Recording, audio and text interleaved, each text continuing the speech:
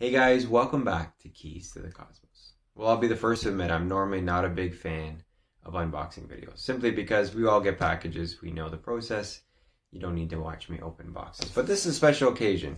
This is an item that I've been eagerly looking forward to for quite some time. I actually ordered this 5 months ago, and it's finally arrived. I was told it would take some time, and it did, but that's okay. It's here, it's ready to be tested and put into use, and right in time for Summer Nebula. So I'm really looking forward to it.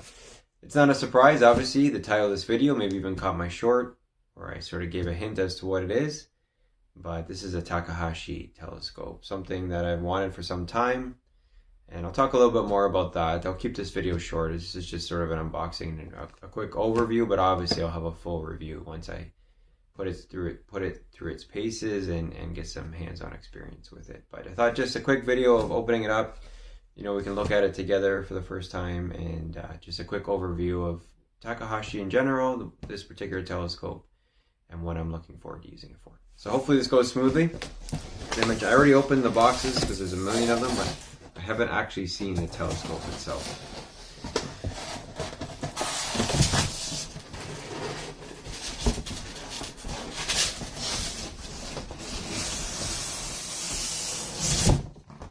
There it is, Takahashi.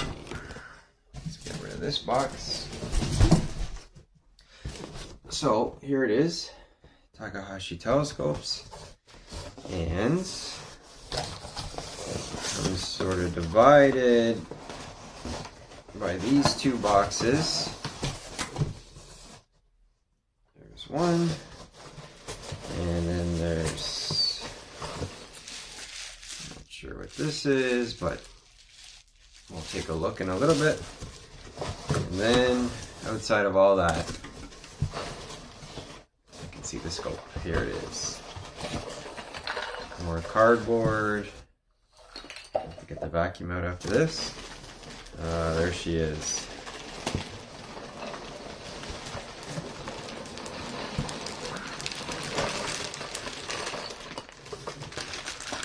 The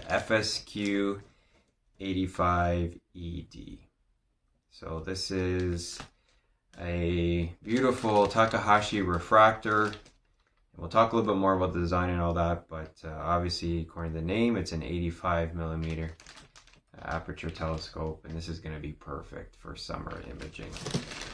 So that's pretty much all that's in the box that I can see anyway. I can use this as a table, but we'll just take the bag off. It's not the lightest scope in the world, but it's also not crazy heavy. There it is there. Hopefully you can see that. But beautiful, beautiful finishing on this scope. I mean, it's no carbon fiber like my Explorer Scientific, but it is beautiful. So I wanted to mention, so why another scope this size? You know that I have my Sharpstar 76mm and I have my Explorer Scientific ED102. Well, I no longer have that. I sold that. That went off to a good home, a friend of mine, and he'll be putting that to good use. So this is really to replace that Explorer Scientific. So just briefly about this scope itself.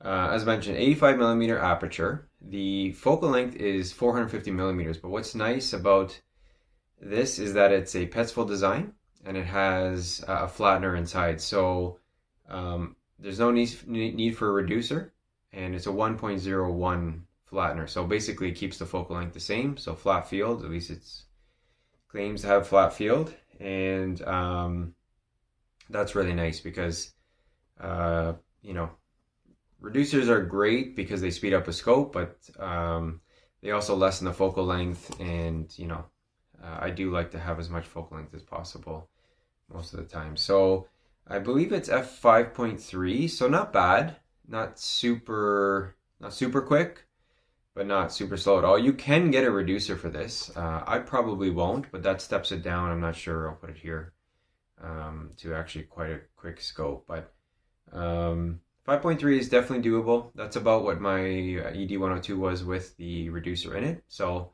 You know, you don't have to do super long exposures, but it definitely will benefit from doing at least, I'd probably say 2 or 3 minutes. Now, I also ordered the extender with this. The extender is a 1.5 extender, so it'll take 450. I do some quick math here, 675, I guess it would be.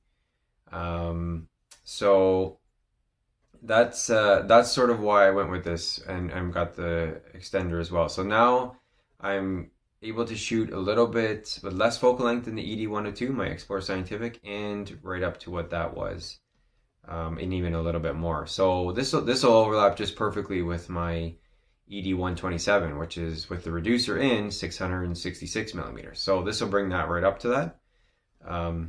Whereas, you know, with the big boy there, if I take that reducer out, the ED127, I think it shoots 952 or 9 something, 914, something like that. So I have a lot of options now with my scopes, and but this one is going to be used a lot, I can tell you now. I'm really looking forward to it. So just quickly, why Takahashi? Well, if you don't know much about them, a Japanese brand, and been around a long time, but they're known for, you know, they're obviously more expensive than your run-of-the-mill telescope. Why is that? Well, they're known for their glass and their finishing. And I'm not going to say that they're all handmade, but they're pretty close to that. Whereas a lot of these telescopes now, they're just shooting out the glass with machines, and you know, they're fine, but they're nothing special. The glass in these telescopes is amazing. They're perfectly put together, and everything just works perfectly. So you get crisp, contrasty images and views. I've been told that these are great for both viewing and for imaging. So I'll obviously be using it for imaging. You know, with 85 millimeters, not that much you're going to want to look at, but I'm really looking forward to it. And I've heard they're finicky, so we'll see how that is.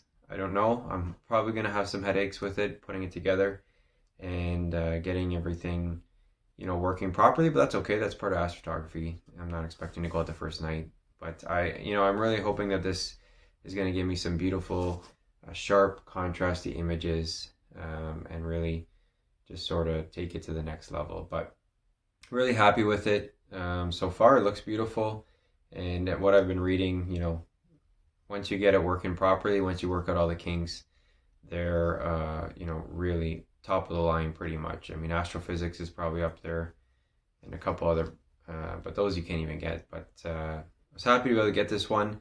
This one's made for imaging. This line, there's a whole bunch of Takahashis. They make all kinds of different kinds of telescopes, but the Petzl design, I've talked about that before. That is the same design as my Redcat 51. So they're basically, in essence, a quad telescope, even though it's not, I guess, truly one. I think it's 2 doubles or something like that in the design. Again, I'm not good with all that technical babble, but they're just very flat field, very high contrast and sharp images, and I'm really looking forward to seeing what the results are with this and putting it through its paces. So yeah, I just, you know, if you're, you know, to compare it to, say, watches, I don't know if any of you guys ever collect watches or anything about it, but like Grand Seiko, that's a Japanese brand. They're known quite very similarly for their finishing of their cases, and they do all hand finishing, and the results are amazing. So I'm hoping that that's going to be the case with this. From what I read and been, you know, looking at reviews and stuff, there's not too many people that are disappointed with Takahashi's, and they last forever. So they're really well built, and they provide some amazing views and images. So really looking forward to using this. Hopefully in the next month or so, I'll get it up and running, and start shooting some of those big summer nebula, you know, North America and all those in that area of Cygnus. I'm really looking forward to maybe starting there with this and just seeing what we can get out of it. And yeah, really excited, and I really look forward to sharing that with you guys. But beautiful scope, 450 millimeters focal length, as I said. I think it's at 5.3. Comes with the flattener. I have the extender. When I get that, I'll make a video on it. I also had, you can notice doesn't come with rings, but I have rings that I purchased a while back that will I'll be installing onto this so that I can go on my mount. The rings are from Prima Luce. Another thing, if you know anything about Takahashi, their accessories are ridiculous. They're priced, they're very high quality, but the the accessories are just stupid. So I didn't get a Takahashi rings. I built my own with Prima Luce, and it wasn't expensive at all. And Prima Luce, by the way, is I've only bought a few things, but they're really beautiful quality, and I'm definitely looking into getting more of that down the road. And not just because they're Italian, but really beautiful. Just everything, it seems like very high quality. The paint, just everything. So I'll post some pictures on my Instagram with the rings on it, and get that all together. And then I got to figure out how to make the imaging system work, the imaging train here, and attaching my has photography dedicated camera and all that. But that's part of the fun, as I mentioned. So I look forward to doing that in the next couple of weeks. But just want to make a quick video, guys. Exciting news! It's finally here. Really excited to share my videos with this, and let's see what I can do with it. Hopefully I don't disappoint. Thanks for watching, guys. Stay tuned, a lot more to come.